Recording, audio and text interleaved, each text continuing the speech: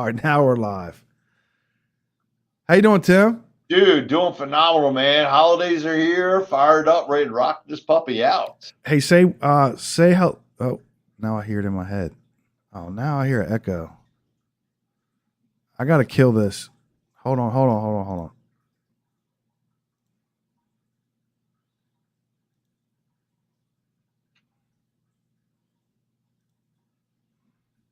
There's something wrong, Tim. We're having technical difficulties. Yeah, there's an echo because I'm hearing our video like 10 seconds behind me in my head. You think maybe you're in the Matrix and you're in a different time zone, or Yeah, I gotta end this. I went live on Instagram for the first time, and it looks like there's a. Let me turn off Instagram, see if that fixes. okay, easy enough, man.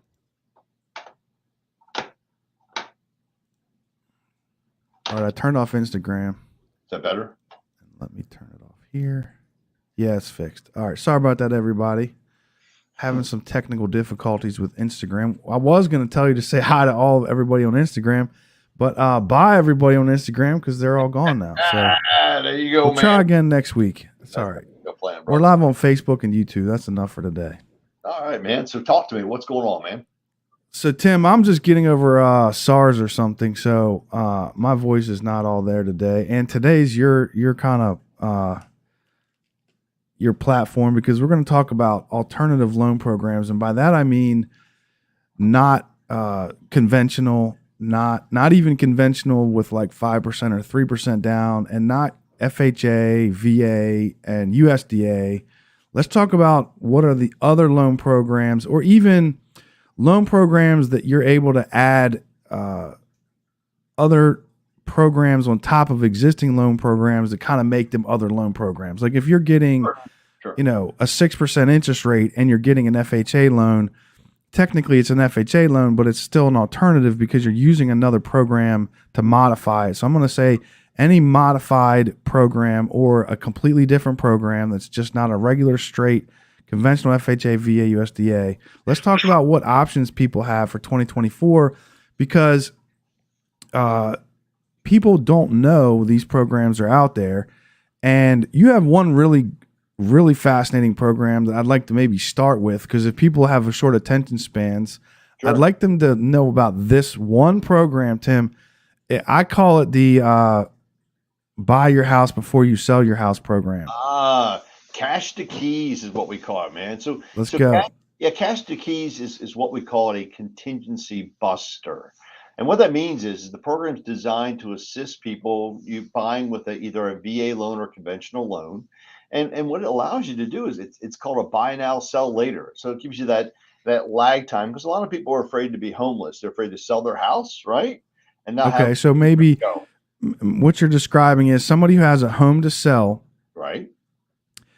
The hard part is not selling your home in 2023 or 4. Honestly, it's going to be buying a house. So Correct. because of the lack of inventory, the biggest problem now is if I sell my house, I'm afraid I won't be able to find one. Or if I find one, I'm afraid I'm going to get beat out by somebody. And those are legitimate concerns. So we're talking about if you have a home to sell and you find one, now you're contingent, meaning you still have to, and most people still have to sell their house, or they would prefer to sell their house, take that money and put it down. And that makes you contingent. So you're going to the new home seller and you're saying, I want to buy your house, but you have to wait for me to sell mine. Most people are going to say no right now. Correct. So you have a solution for that situation. Yeah, it's called a cash to keys program. It is a buy now, sell later. And what we do basically is we allow a potential buyer who's got equity in their current home, right? Who's going to be able to use either a conventional loan or a VA loan, go out and write a contract today and settle in just a few weeks on the purchase. Now, what's wild to know and understand is that the purchase occurs because the company I work for, Andy Mack, they use the private equity group, if you will. They actually buy the house on behalf of the client. And there's a very small fee. The fee is in Maryland, I want to say it's 3.5%. And what that does is it covers your transfer and recordations, your normal settlement expenses. No point. So you already have a 1%, right? That's 0.9% in Calvert County. It's like 1.2% in Charles County. And then plus the state of Maryland, right? Another 0.5%. Yeah, but on just one side of it, it's like 1.2%. Correct. So what we're charging is we're paying for the split of the transfers and recs.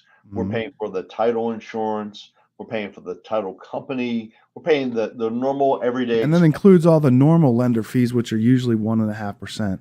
So it Correct. doesn't seem like this is adding a lot of cost. It actually isn't, and that's what's really cool. In fact, the way that it's designed, the fee I want to say is for conventional loans is 3.5%, for VA loans is 3. They actually get a rebate back when we are able to sell their home, right? So we sell their home on the Mhm. on the side. And then once we sell their home, then we complete the transition into their new home. So it's kind of a two-step process, but it's a win-win because then we take the concern, the fear, the frustration of, contingent upon selling a home, writing a contract, and you and I both know you might write 5, 6, 7, 8 contracts, Brian. It is I insane. don't write that many contracts, Tim. No, it's true, true. But my point is, it takes a lot of that concern away. People don't have to worry about being homeless, not having a home to go to. They've already procured that home. They're in a position.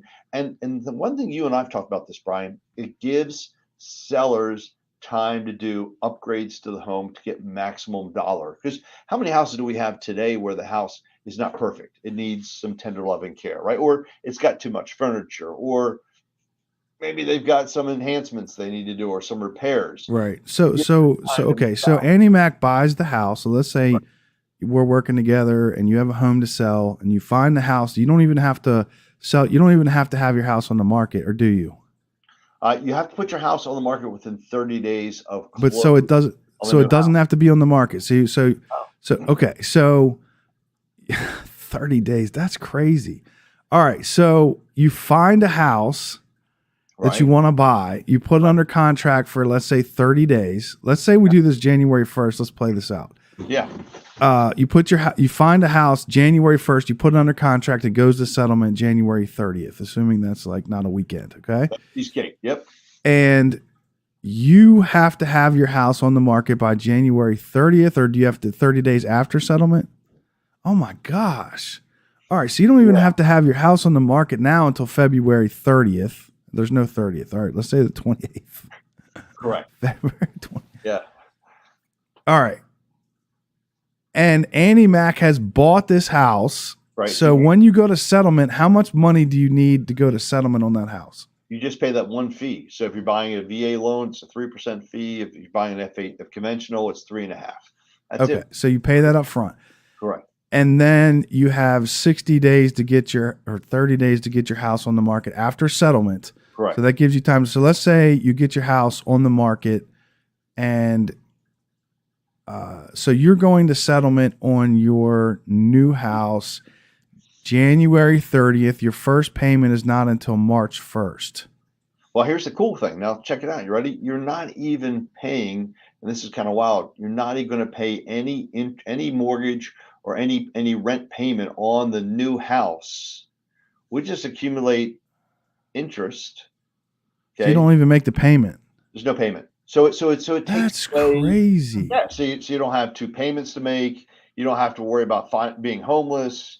You can take the time to maximize the sale price because you and I both know the houses are going to sell at a premium in the spring in your particular case, right?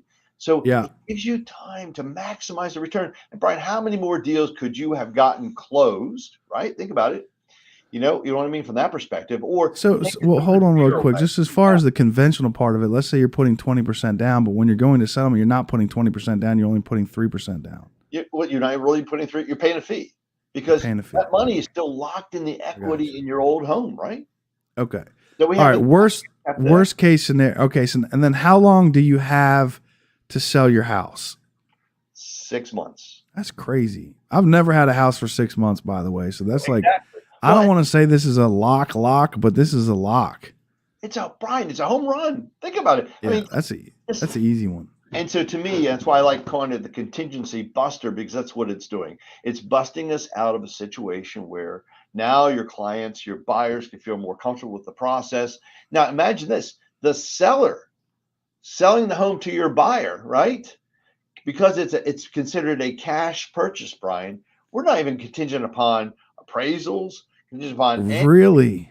yeah, other than if you want into your contract, you say, hey, I want an appraisal done, fine. But I mean, I would put in the inspections like normal, like Right, right, right, right, but right. otherwise, dude, not an issue, man. That's crazy. All right, so what are the minimum qualifications? Well, you got to be so we're going to get you actually approved buying either conventionally or VA. Okay, we're going to, we're assuming at some point you're So going to. well, let me ask you this. Is there any what's called an overlay? Is there any higher standard? If you can Your debt to income ratios are a little tighter. I'm not gonna lie to you. Your FICO scores, yeah, I want to say you're 680, Brian. I mean, it's a little tighter because we a don't little want a tighter. client that's having financial You don't difficulty. want to go conventional if you're under 680 anyway. No, exactly right. But here's the thing, Brian. It allows you to maximize your net proceeds from the sale of your house. It takes the fear out of the way of looking for a home. It's kind of a win-win. And to me, That's a crazy program, Tim. now That's a game changing. If that was around 4 years ago, I mean, I could say we would have done this like 20 or 30 times together. I can guarantee. now And here's hopefully we're going to do it 20 or 30 times coming up, right? 24. Now, here's the cool part. So let's say you write a contract January 1 to buy on this house, sell to January 31st, right? Yeah. Yeah. You can list your house for sale, okay, the one that you actually were going to sell. And Brian, if you sell that house before the 30th, 31st, there is no fee. That's even crazier. So the fee is only incurred. But you have to go to settlement, or you just have to have it under contract. You have to go to settlement. Because Okay. remember, because that means we didn't need to do the two-step, right? We only need to do one. So theoretically, if we did it this way, we do a 45-day contract, put the house up for sale, sell it within the first 2 weeks on a 30-day contract, and we go to settlement either at the same time or the same day or before, we can pull off the fee. And the fees only, I mean, legitimately, if you do the math on it, the fee actually only adds maybe 1% onto the total cost of everything. It's not that everybody is looking at this saying, you know what, where's the exchange? The exchange is you didn't have to do a fire sale on your current home. You were able to net maximum proceeds because you can kind of That's a beautiful program, Tim. All right. I mean, it's not going to get any better than that, but like what's another one? What's another program you have? We've been talking about this, and a lot of people make the mistake. We've been talking about what's called equity harvesting. And so I gave you an example. That doesn't sound good. That sounds sounds like organ harvesting, right? Right. Yeah. But I think they need to come up with a better name for that, Tim. Is there a better name for that? Well, I'll tell you. Let me give you an example. Right, I got a client right now selling their home. This is insane, Brian. They got a 514 credit score. Okay, selling their house, 514 score, and they're buying a new house, FHA. Okay, now here's the cool part. Okay, they're putting down 10%. Okay, Right. and they're gonna, when they sell their house, they're gonna take this $150,000. They've got enough money to buy this $600,000 house, 60 grand down. They're gonna take closing costs. Just assume it's another 30,000. So they spent 90. The remaining 60,000, they're paying all of their debt off. So here they are, entering into a deal. They're able to sell their house, become debt free, recover from some challenging times, right? With the idea they're getting into an FHA loan, which is even amazing. Now, here's the cool part. You ready? And then in 12 months, we're going to do a streamline refinance and drop the rate. Right? And how do you define a streamline? Well, that's assuming rates are the same or go down. Well, we're going to assume the rates are going to go down because remember, we based all our initial emphasis on a 517 score. Well, you and I both know interest rates are affected by credit scores, right? Yeah. You pay all your debt off. Where's your score going to go? Yeah. So a streamline refi, how do you define that? What's the streamline part of it? A streamline refinance allows you to be able to refinance a house without verifications. They can actually do it without an appraisal. Yeah, it's doable. Okay. Now, depends on how we do it, and there's different benefits. I'm probably going to recommend that we try to go conventional, right? Hopefully your scores are higher, and we use a 12-month appreciation in the house value. So now here we are. We've got houses appraised for a little bit more. Your scores are substantially higher, a little bit more. And guess what we're going to end up doing? We're going to take you from an FHA loan at X to rate conventional to a conventional loan at Y rate, and hopefully with very little PMI. And lower your payment considerably. So That's fantastic. Yeah, exactly. I mean, Brian, 24 is going to be awesome. It All right, really that's so. Is there an official name for that thing? Whatever the equity harvesting. Is there like a legal name for that? no, it's not a legal name. What's We the call it. government name for it, Tim? It's an EHM. There That's you what we go. call It's it. We call it EHM. What's EHM stand for? equity harvesting mortgage. That sounds terrible, Tim. Whoever came up with that Well, I mean, needs but to get fired. it makes sense. A lot of people leave their equity locked in their home, but they're experiencing financial difficulties. How many Okay. people do we know, Brian, that are struggling right now? Think about I it, mean, right? I guess if you call harvesting is like, you're sort of like reaping the benefits of your crop, that's a There you positive thing. But go. for some reason, when I hear equity harvesting, it sounds negative, but I guess it's really not. You're thinking of some of the It's still old. it's a terrible name. Whoever came up with that needs to get fired. All right, I'll up the marketing about that one. It's So a EAM. we've got the contingency buster. We got the cash to keys. We've got the equity harvesting mortgage. Now let's talk about some of the alternatives that are out there for our self-employed clients, right? Yeah, this is a So, big deal. so we've got two new programs that have come out, which is really, really cool. We've got one that's a 1099 program where we use your 1099s as your income verification. So you may write everything off in your tax returns, but I'm not getting involved in your tax returns, Brian. All I'm looking at is your 1099.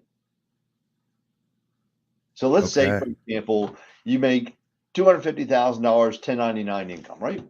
Yeah. But you've got a shrewd accountant, and this accountant's good. And he decides, you know what, I'm going to write it down so that you only make 50 grand on your tax returns, right? Well, in the 1099 program, basically what we do is we take your 1099 income, and then based on your career path, what you do for a living, we take a percentage of that as your income. Let's say it's 50%. Well, 50% of 250 means you make $125,000. Depending on your career path, so they assign a different percentage based on what kind of career I have. Well, think about it. Are you a retail? If you're retail, you probably have a larger percentage of your expenses going towards your 1099 versus Yeah. if you're a service industry, right? Like Right. a real estate Like an professional. old real estate agent or a Oh, mortgage lender. exactly. We don't have the same kind of hard cost associated with Right. production costs, right? So, Right. but Brian, so that's a 1099 program. Of course, everything requires a little bit more money down. They're going to offset it with down payment.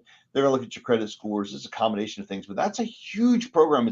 We're seeing a lot of that now because, well, after the pandemic, a lot of people became self-employed. What's the down payment?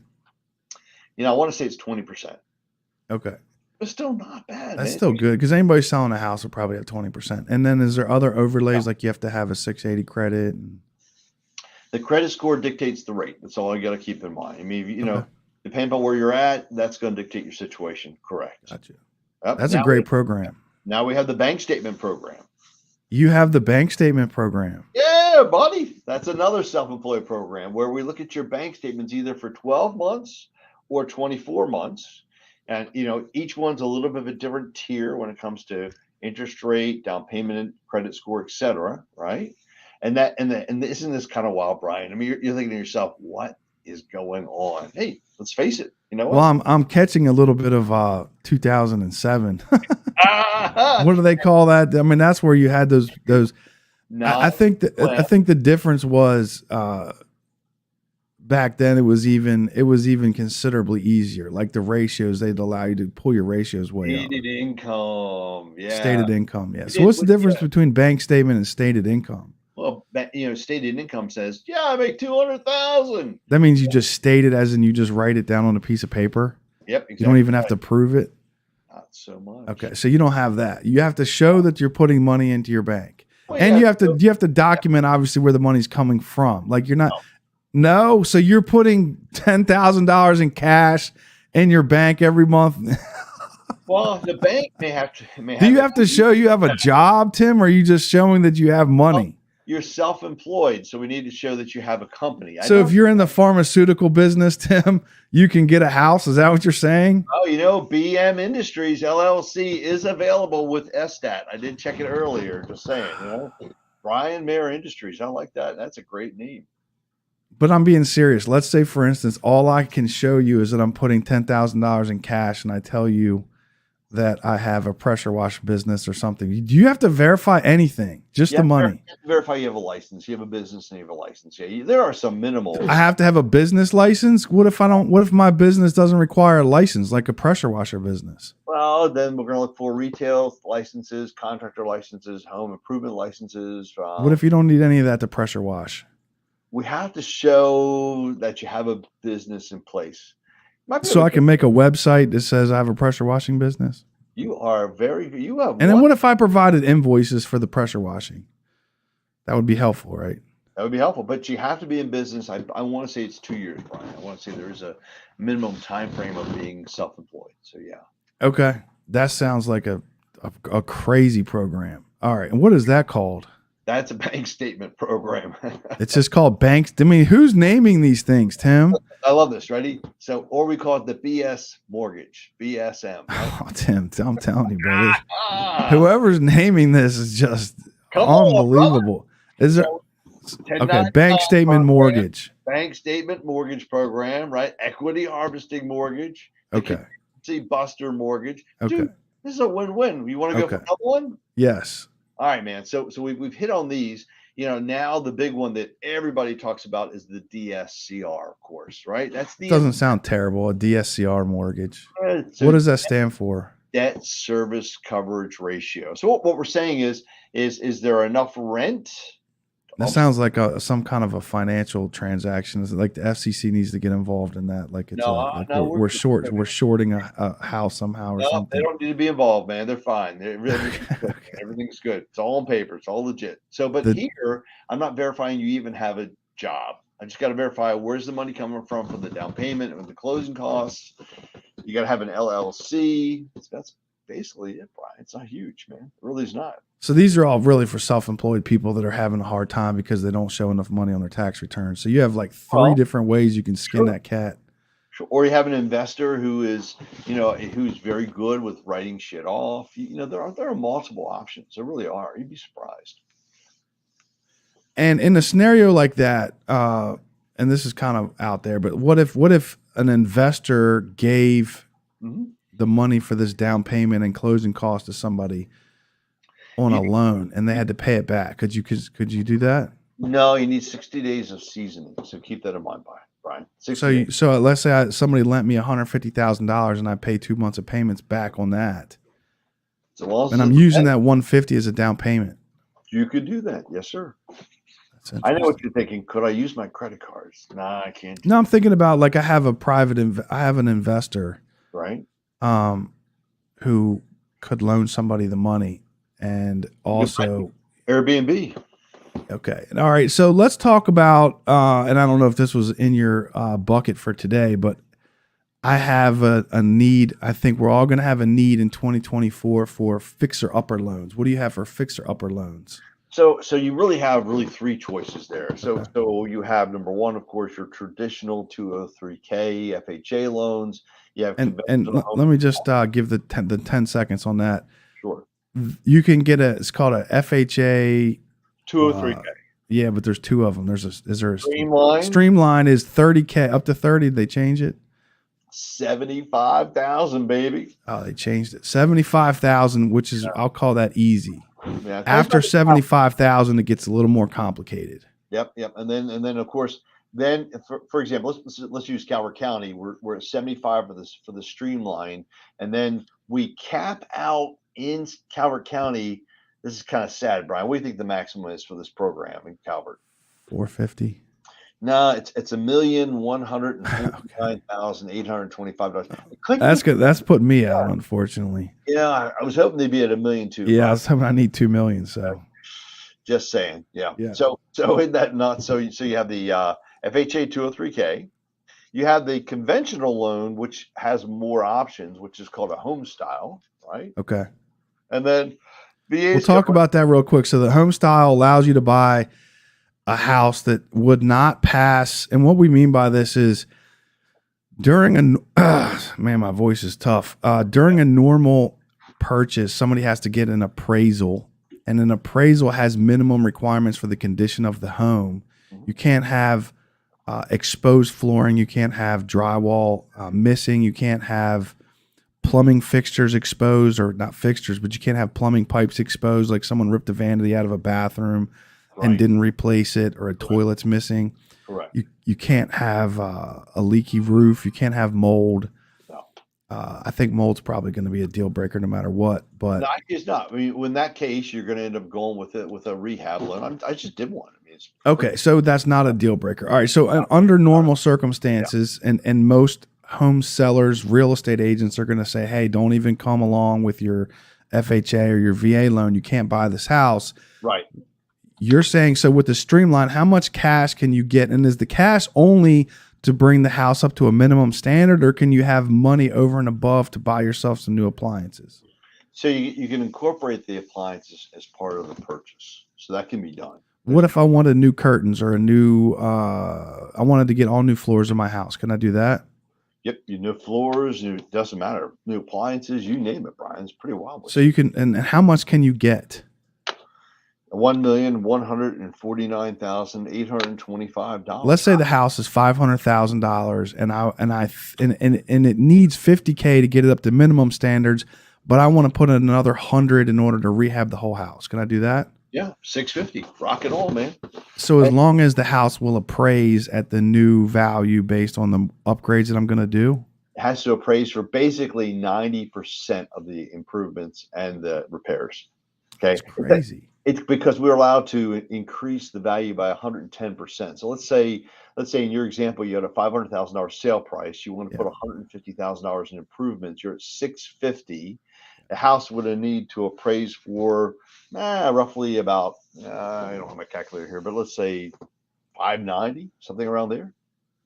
Now, why would that occur? Because sometimes you're going to make personal preference items that maybe you wanted the gold plated Right. toilet. I mean, And you're saying, okay, so you're saying appraise before the repairs? It has to appraise before. It appraised before the repairs. When what we're going to do, 590. we're going to give the contractor a copy of the contract to buy the house, and we're going to give them a write-up, if you will. It's called 203K consultant write-up, if you will. And then And this is all 203K, or just the streamline? This is 203K. And you can do under a streamline. Of course, you got the cap of the income 75, and then of course you can go above that. But on the streamline, how much money can you get on the streamline? 75,000. Okay. And keep in mind, Brian, I mean, and between the two, I'm sorry, I'm thinking about the home renovate, the conventional one, home style. That's what I'm thinking about. Yeah. So the home style loan follows the same formula, Brian. You go to $1,149,000. And you can get, and the appraisal and the amount of money for repairs and all is the same. Yeah, except for the appraisal on a home style has to appraise for what you're putting into it. Before you put it into it? Yeah, we're going to appraise it based on the sale price and the repair list. And let's say in your case it was 650, it's got to appraise for 650. Okay, well that's easy.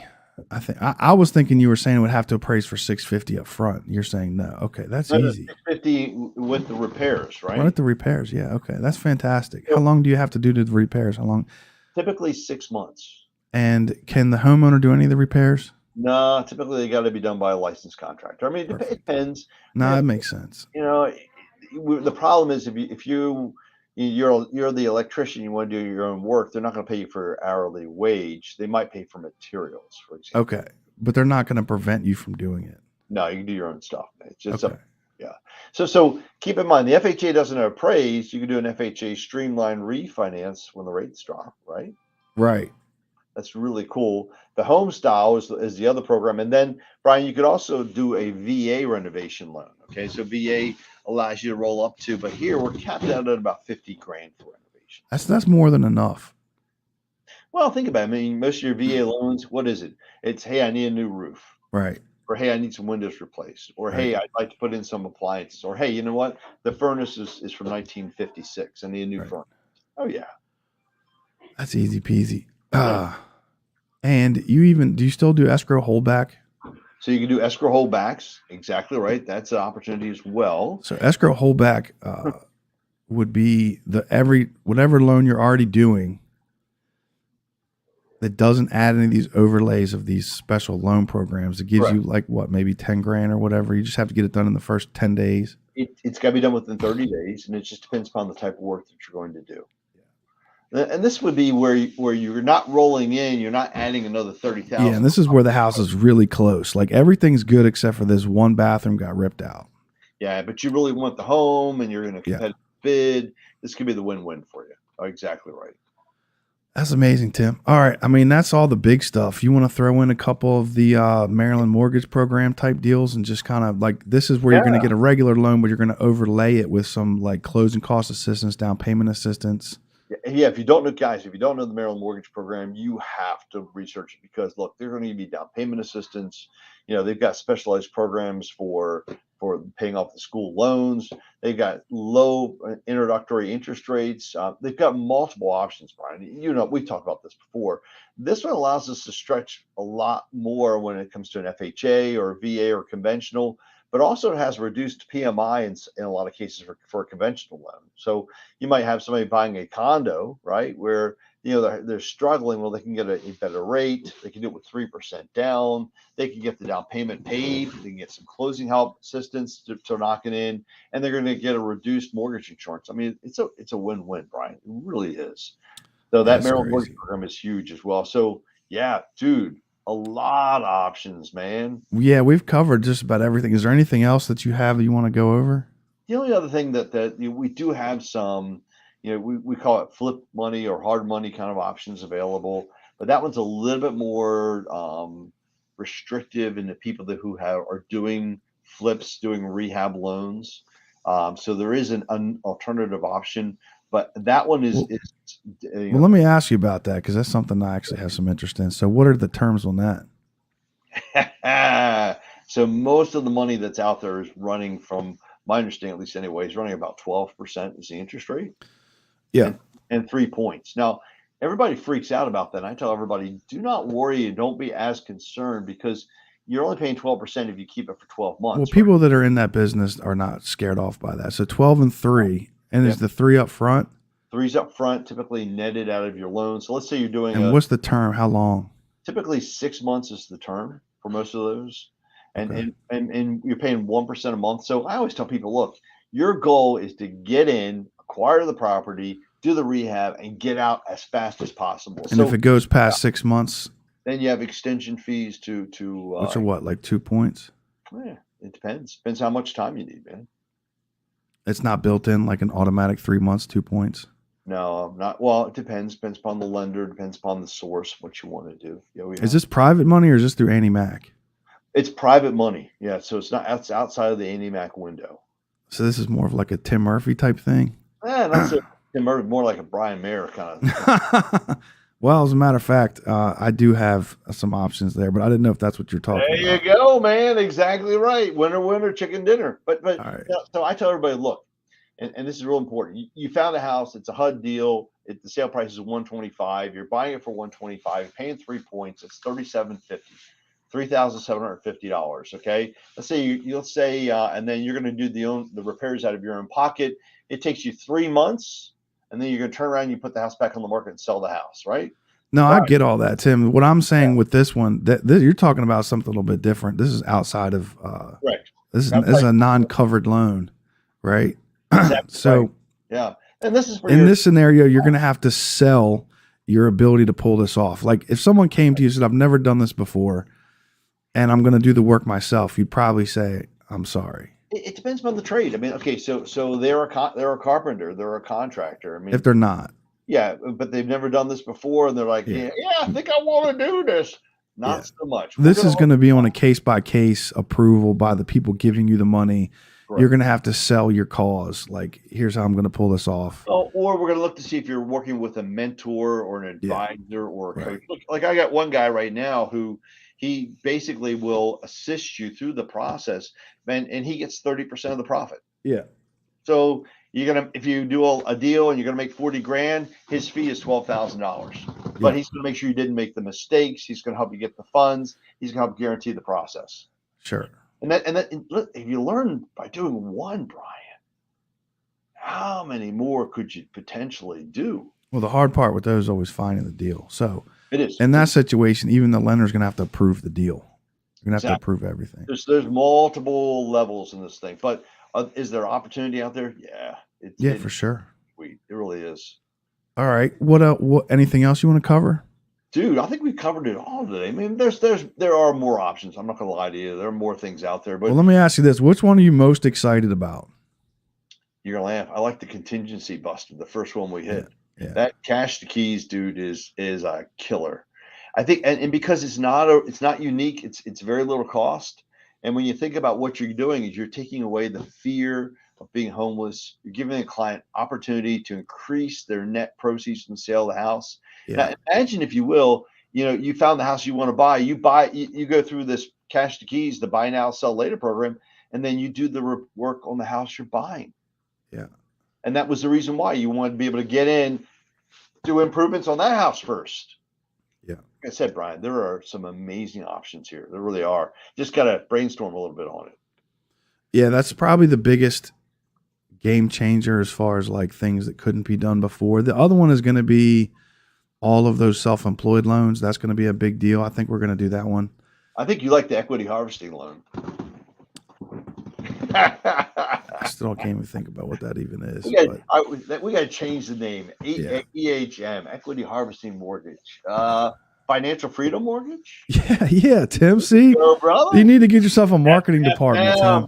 It's an FFM mortgage. Yeah, that's what I'm talking about. The all-American mortgage. There you go. Oh, I like that too. The AA mortgage. All American. Yeah. Oh, man, I like that too. We have to think about that name, man. Yeah, they need to call us before they name these things. Yeah, there you go, brother. All right, Tim, my voice is done. I appreciate you, All brother. right, hey, man. All right, hey, listen. You have happy holidays, man. Merry Christmas. Merry Christmas. Happy New Year, my friend. We'll catch All up. right, man. All right, Tim. All right.